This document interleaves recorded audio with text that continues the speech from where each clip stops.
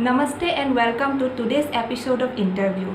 Guest for today's evening is an amazing wildlife photographer of India who recently got a lot of acclamation for a photograph of one-horned rhinoceros shot in Kaziranga National Park during his trip from West Bengal to Assam.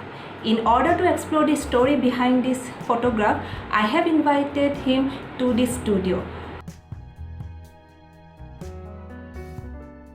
So let's welcome Jayanta Guha. Sir, thank you so much for accepting my invitation to be interviewed by me.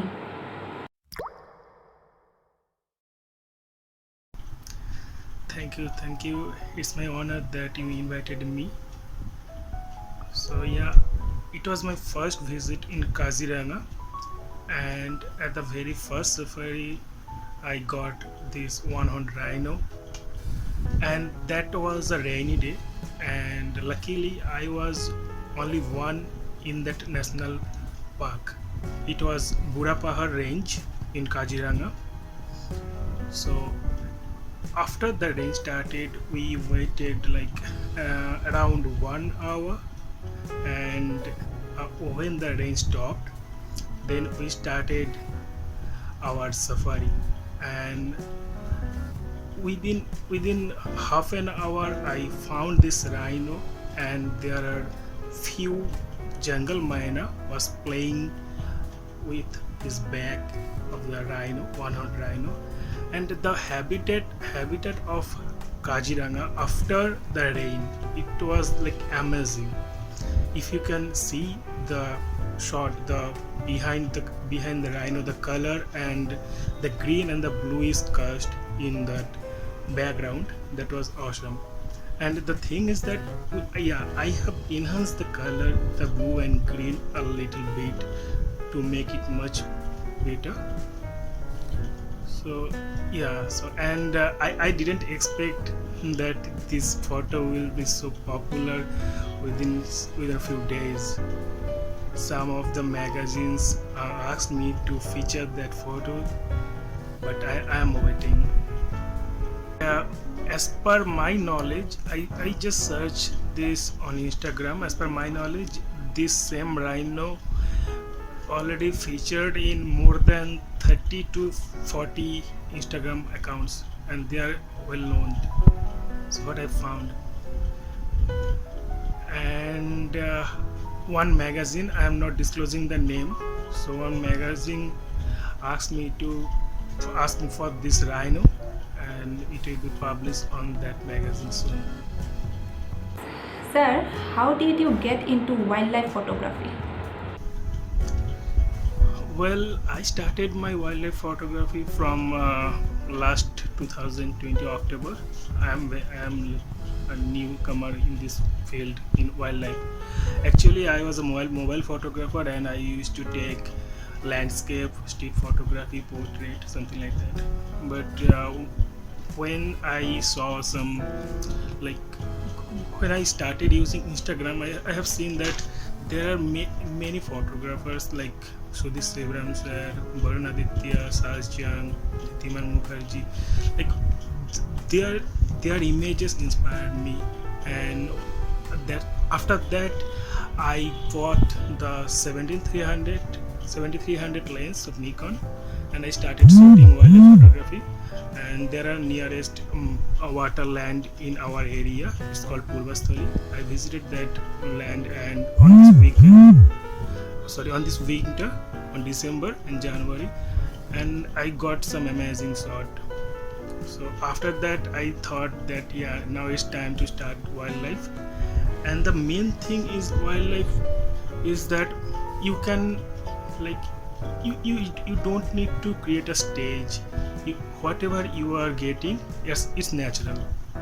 So in portrait, in bridal, so what you have to do, you have some deadline, and you have to make happy your clients. So the shoot for a model, like suppose you are shooting a model, so there are some deadline. You have to finish this for post processing, and you have to submit this by this timeline or this period. And they also have some criteria, but in wildlife you can do whatever you want. So there is no certain criteria when you are doing wildlife. That's main thing I have moved myself in wildlife. And yeah, also the nature itself inspired me as well. Do you pursue wildlife photography as a full-time career? Not now really. Actually, I am an entrepreneur. I run a business. It's a small business called Ovavas. It's a virtual assistant company located in Kolkata.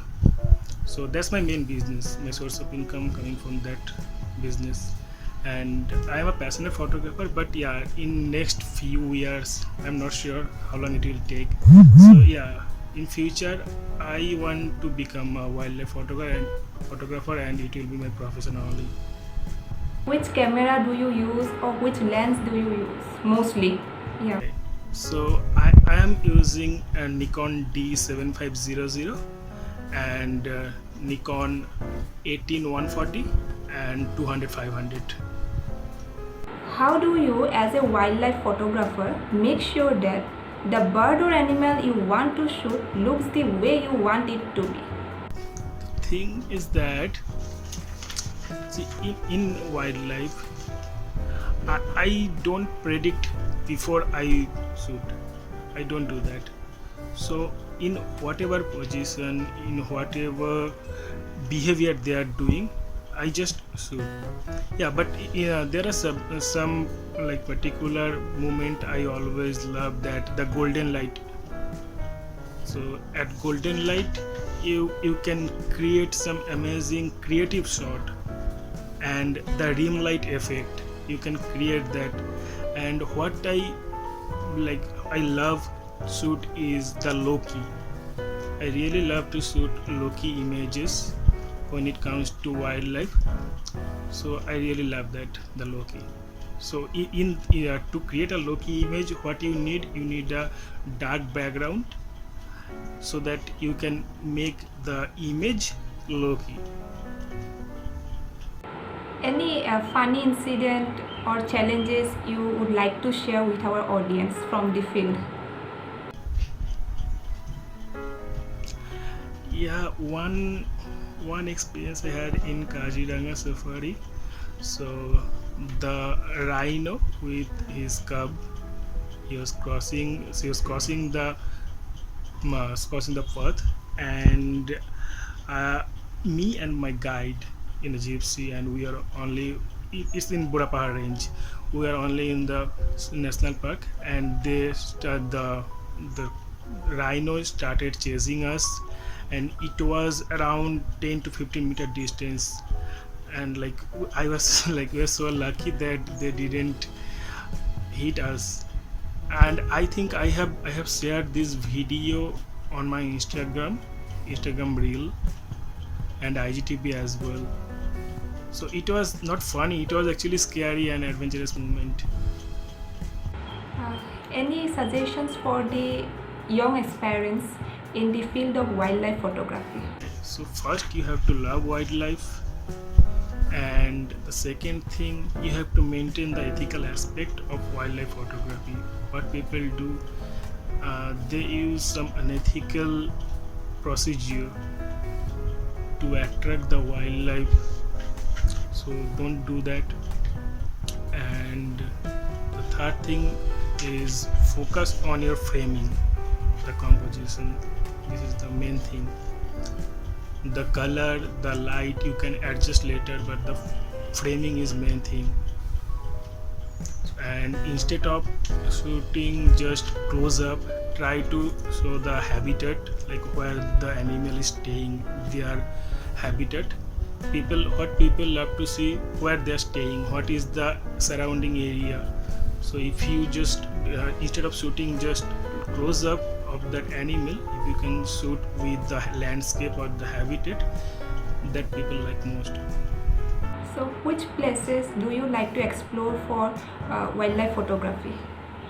In India, I love to visit the Jim Corbett National Park, then Kavini for Black Panther, and obviously the Kaziranga, Ranthambore, and yeah, the Sattal is also good place for birding. So I'm thinking to visit that place as well. And outside of India, one of my dream to visit Masai Mara and in some rainforest. Do you move in groups or single uh, in the wildlife photography tour?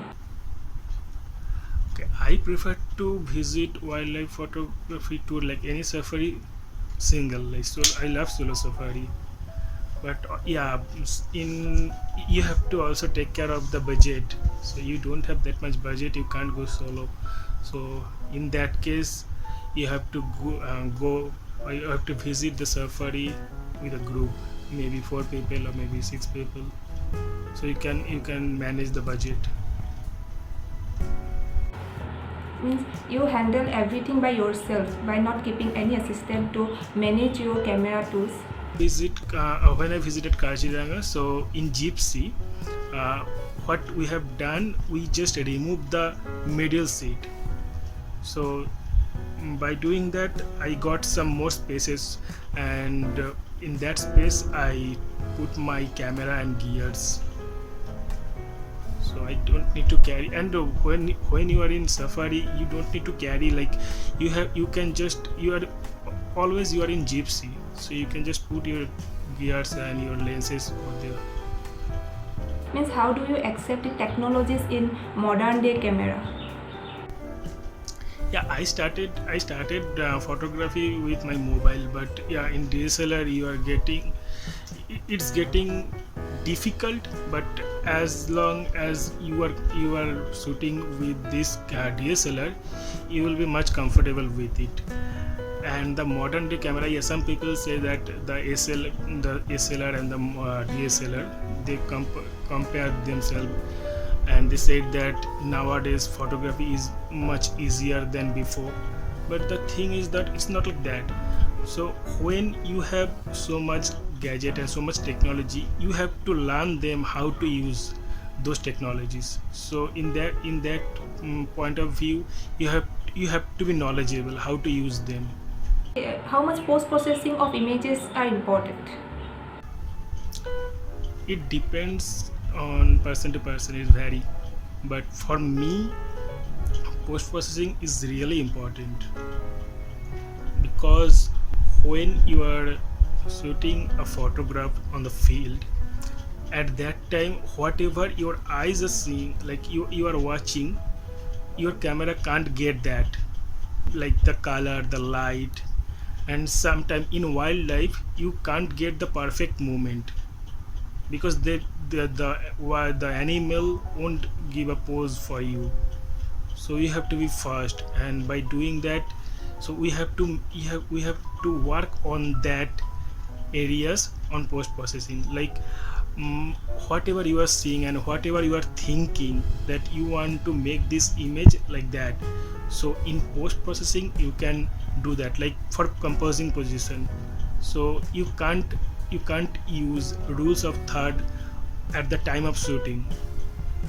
So in post processing you can crop or you can compose the image. And regarding light shadow and the color, so you have to work on that. The main thing is that you have to like the image whenever you are posting that image on social media or wherever.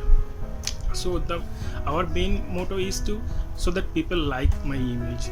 So if we don't like our image, so how can we say that people will like our image? So yeah, I think post processing is very very important. But there are some difference between post processing and manipulation.